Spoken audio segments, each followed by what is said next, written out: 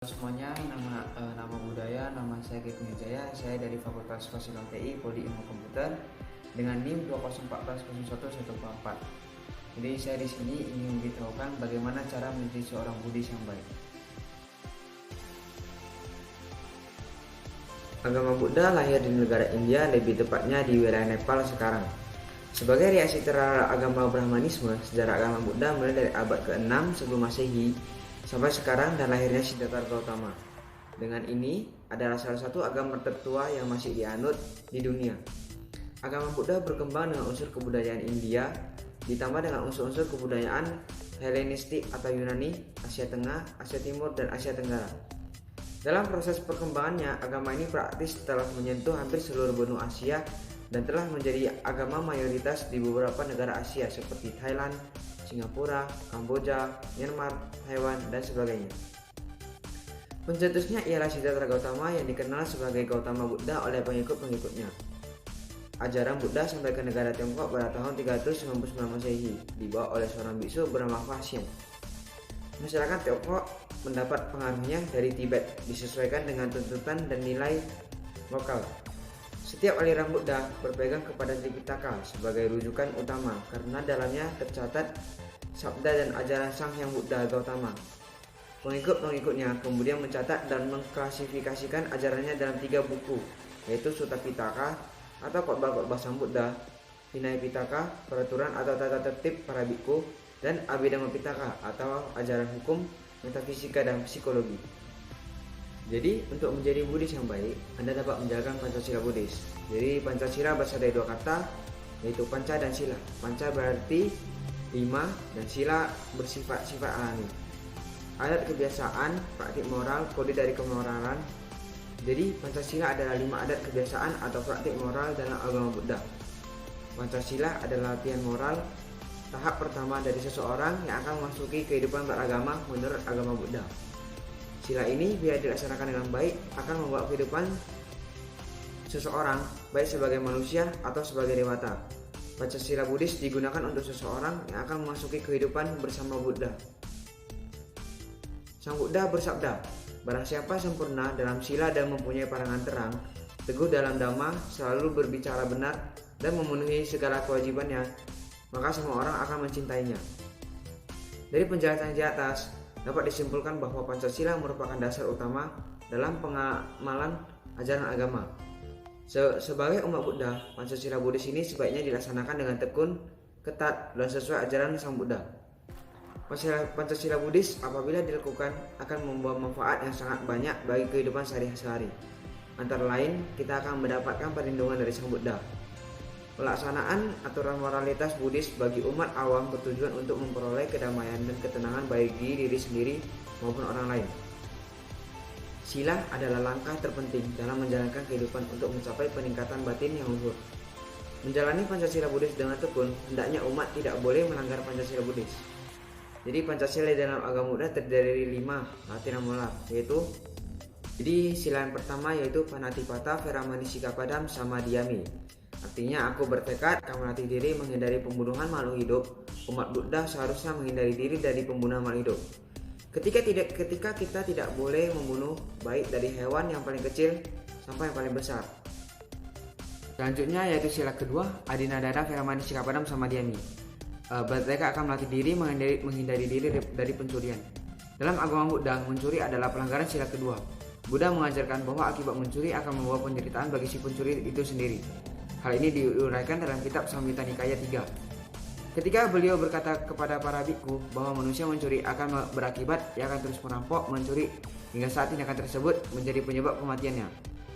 Jadi si pelaku itu akan terus mencuri sebelum dia menyesal bahwa pencurian mengakibatkan dia terakhir di alam rendah. Untuk itu dia harus menyadari bahwa mencuri itu adalah perbuatan yang buruk serta melanggar sila. Akibat melanggar sila adalah si pelaku terakhir dalam menyedihkan atau apaya 4. Pencuri telah terjadi jika terdapat 5 faktor, yaitu yang pertama suatu barang milik orang lain, yang kedua mengetahui bahwa barang itu ada pemiliknya, yang ketiga berniat untuk mencurinya, yang keempat melakukan usaha untuk mencurinya, yang kelima berhasil mengambil melalui usaha itu. Berhasil melalui usaha itu adalah apabila barang itu telah berpindah dari tempat semula. Ketika seseorang mencuri dan tiba-tiba pemiliknya datang dan kemudian ia mengembalikan barang tersebut kepada pemiliknya, ia sudah dikatakan mencuri karena barang tersebut sudah berpindah dari tempatnya. Pelanggaran sila ini berakibat buruk sesuai dengan kekuatan kehendak untuk mencuri. Yang sila ketiga yaitu kamesumi cacara firamani sikap padam sama diami. Bertekad untuk melatih diri, menghindari diri dari perbuatan asusila. Menahan diri adalah hal yang sangat penting dalam hidup. Untuk itu kita harus selalu menjaga perilaku sebaik mungkin agar pelanggaran sila ketiga ini tidak muncul.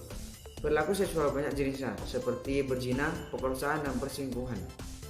Suatu tindak asusila terjadi apabila 5 faktor tersebut, yaitu yang pertama, orang yang tidak patut untuk disetubuhi, yang kedua, mempunyai niat untuk menyetubuhi orang tersebut, yang ketiga, melakukan tipu daya untuk menyetubuhinya, yang keempat, melakukan usaha untuk menyetubuhinya, yang kelima, berhasil menyetubuhinya. Berhasil menyetubuhinya adalah berhasil memasukkan alat kelamin ke dalam salah satu rahim, dubur atau mulut walaupun sedalam biji wijen. Pelanggaran ini berakibat buruk yang berat dan ringan tergantung pada kekuatan yang mendorongnya dan cara pelaksanaannya, serta status atau tongkat rohani yang telah mencapai kesucian. Misalnya seorang bikuni atau mereka yang telah mencapai kesucian, buah kama yang kita dapat apabila kita melanggar sila ketiga, yaitu kita tidak disenangi teman dan mempunyai pasangan hidup yang tidak disenangi orang lain. Selanjutnya yaitu sila keempat, musabarah firamani sikap padam sama diami, yaitu bertekad akan mati diri, menghindari diri dari berbohong. Seorang umat awam hendaknya menghindari perkataan yang tidak benar dan selalu mengucapkan kata-kata yang sopan, sehingga di dalam hidup bermasyarakat akan tercipta suasana yang tenang karena tidak ada kebohongan di antara semuanya. Musafarah telah terjadi jika terdapat 4 faktor, yaitu yang pertama, sesuatu atau hal yang tidak benar, yang kedua, mempunyai niat untuk menyesatkan, yang ketiga, berusaha untuk menyesatkan, dan keempat, orang lain tersesat. Dalam Kakacupapama Sutama Jima Nikaya 1, Buddha mengatakan bahwa ucapan benar dapat terjadi apabila terdapat 5 syarat sebagai berikut. Yang pertama yaitu ucapan itu tepat pada waktunya. Yang kedua, ucapan itu sesuai kebenaran. Yang ketiga, ucapan itu lembut. Yang keempat, ucapan itu bermanfaat. Dan yang kelima, ucapan itu penuh cinta kasih. Ucapan benar akan menimbulkan kebijaksanaan, menciptakan perdamaian, dan menghilangkan perpecahan. Ucapan yang tidak benar ini akan menimbulkan karma buruk bagi pelakunya. Akibatnya adalah tidak dipercaya oleh orang lain dan menderita karena dia telah mengucapkan perkataan yang tidak benar. Untuk itu, hindarilah ucapan berbohong dan selalu mengucapkan kata-kata yang benar dan bermanfaat. Jadi selanjutnya itu sila kelima, Sulameraya Maja Parmadatana Firamani sikap padam sama diami, yaitu bertekad akan melatih diri, menghindari minuman-minuman keras yang dapat melemahkan kesadaran. Hilangnya pengendalian diri terhadap kesadaran dapat mengakibatkan hilangnya pengendalian diri terhadap pikiran, ucapan, dan perbuatan. Melanggar sila kelima ini, kesadarannya hilang dan dapat membahayakan dirinya sendiri. Sila kelima ini telah dilanggar bila terdapat 5 faktor sebagai berikut. Yang pertama, sesuatu yang merupakan surah meraya majal, yaitu ada niat untuk meminum menggunakannya. Yang kedua, meminum atau menggunakannya. Yang ketiga, timbul gejala-gejala mabuk. Tujuan pelaksanaan sila kelima adalah untuk melatih kesadaran terhadap segala hal yang dapat memperlemah pengendalian diri dan kewaspadaan. Dengan mengontrol pikiran dengan benar dan selalu waspada terhadap segala tindakan yang diperbuat. Untuk itu, selalu waspada terhadap semua tindakan yang akan diperbuat.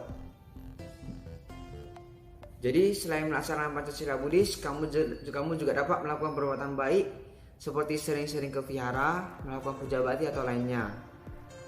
Berdana juga bisa seperti berdana ke panti-panti atau vihara dan lainnya. Dan salah satu yang paling simpel yaitu membantu orang tua di rumah dengan hal simpel seperti mencuci piring dan menyapu di rumah.